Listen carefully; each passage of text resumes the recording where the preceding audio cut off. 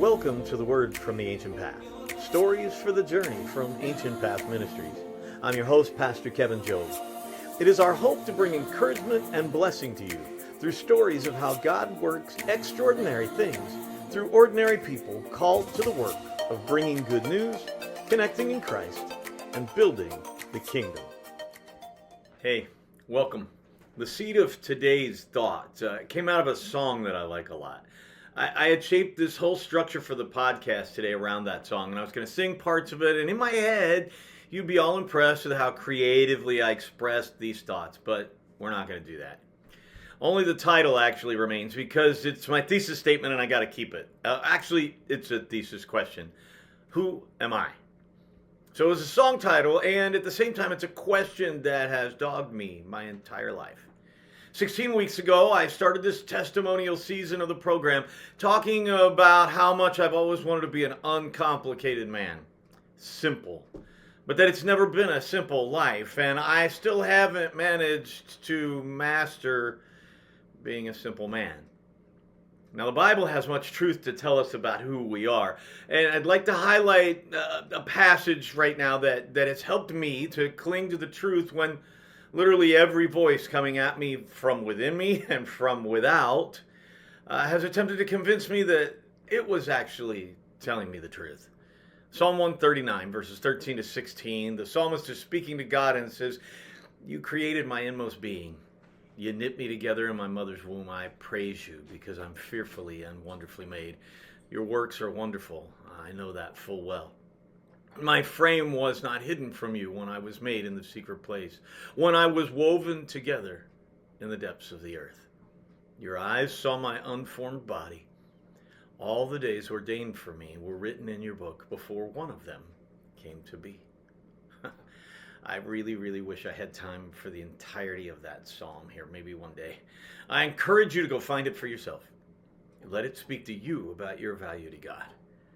Let it soak in deep. Remind you how beloved you are and how far ahead of your feelings and your experiences and all those voices God is, and how far ahead of all this stuff he's always been. How, in the words of the 14th, 15th century thinker, mystic Julian of Norwich, all manner of things shall be well. Oh, and while you're at it, look her up too. Some great stuff.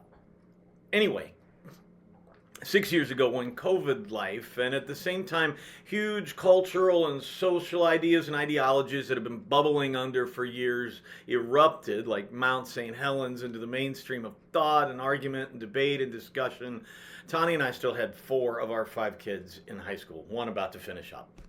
So I had a talk with the kids one day.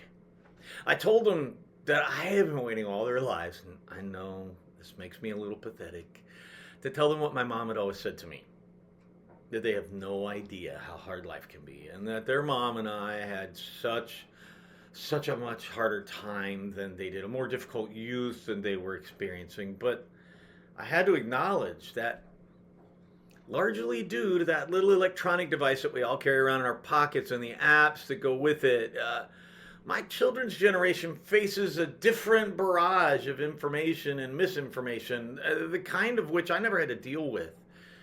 They also encounter many more voices and faces and opinions and other body parts that are subtly or not so subtly telling them who they are and what is true, telling them what to believe and how to act in order to be included. And for my kids, it's 24/7. Because FOMO, fear of missing out if you're older than 30, keeps them from turning off their notifications long enough to get a decent night's rest.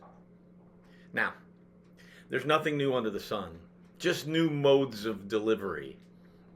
I dealt with all the same rites of passage, all the same difficulties in decision making, mostly I made bad ones, and struggles to find out who I am and know what is true, but I can do all of this, or at least the majority of it, my trial and error, without an internet audience that makes everything that someone does available for public consumption.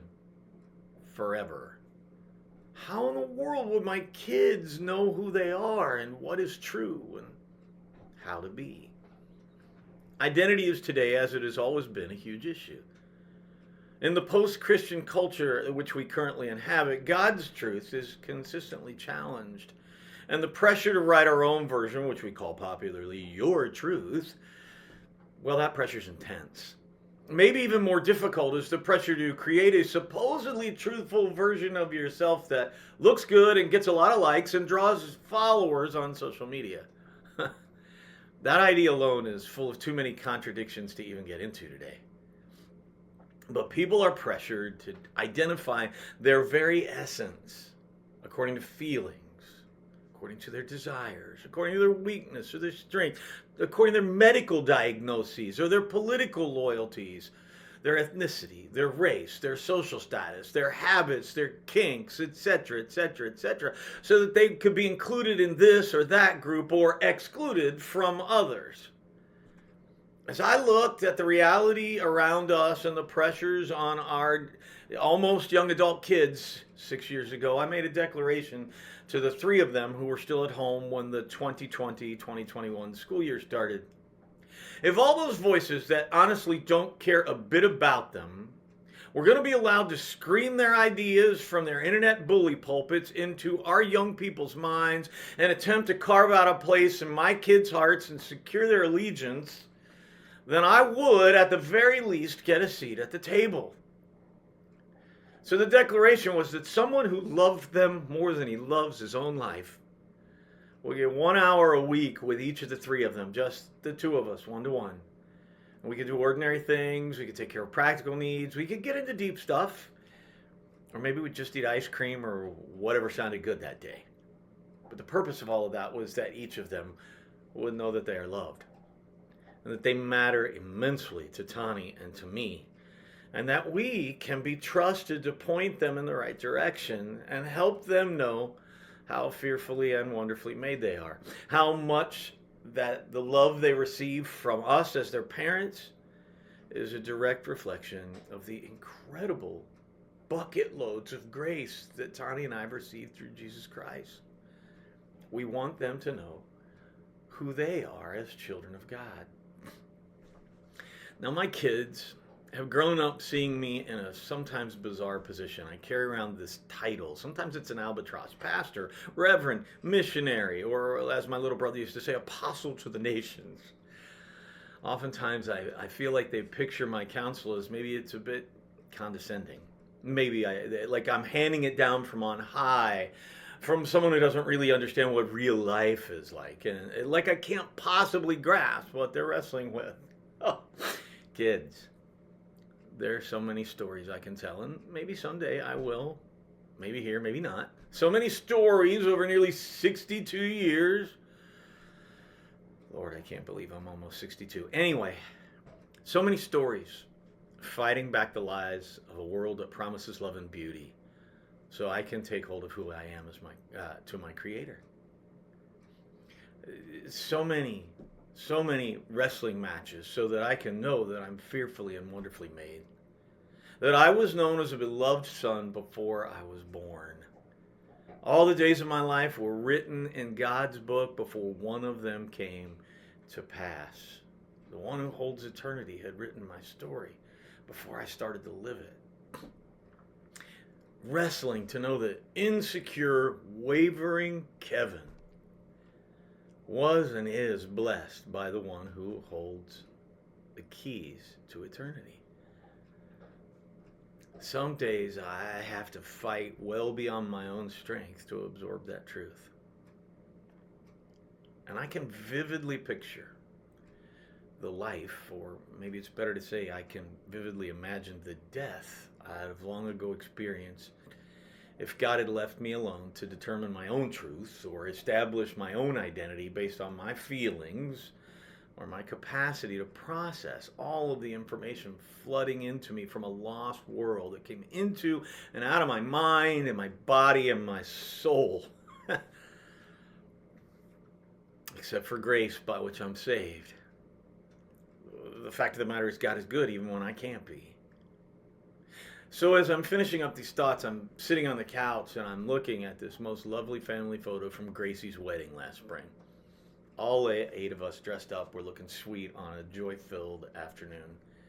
Now that picture hangs just inside the back door, and last night on one of my many trips in and out to pick up and or deposit dog poop in the garbage can, my favorite job, a breeze caught that frame, and I didn't notice it.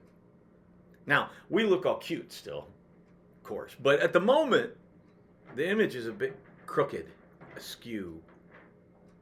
A few loads of crap and a cold winter wind can set us off kilter sometimes. And the winds of culture blow at us all the time, and they are truly blowhards. A lot of skubala gets thrown at us as we navigate life in a fallen world.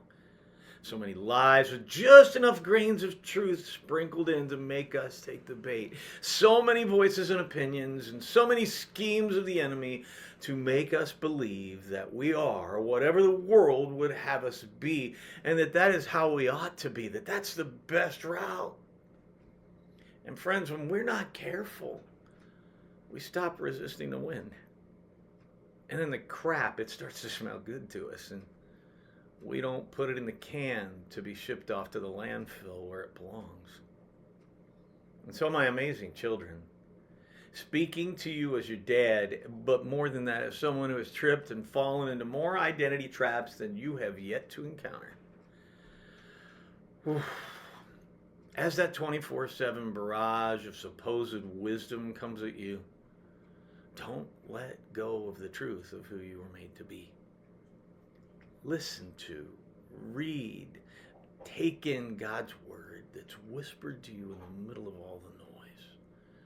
Romans 8:14, we have an obligation, but it's not to the flesh, to live according to it. For if you live according to the flesh, you'll die. But if by the Spirit you put to death the misdeeds of the body, you will live. For those who are led by the Spirit of God are children of God.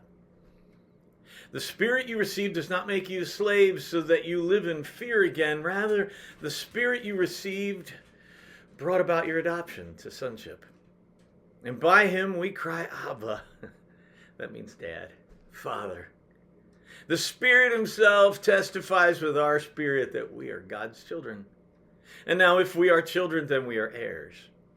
Heirs of God, co-heirs with Christ.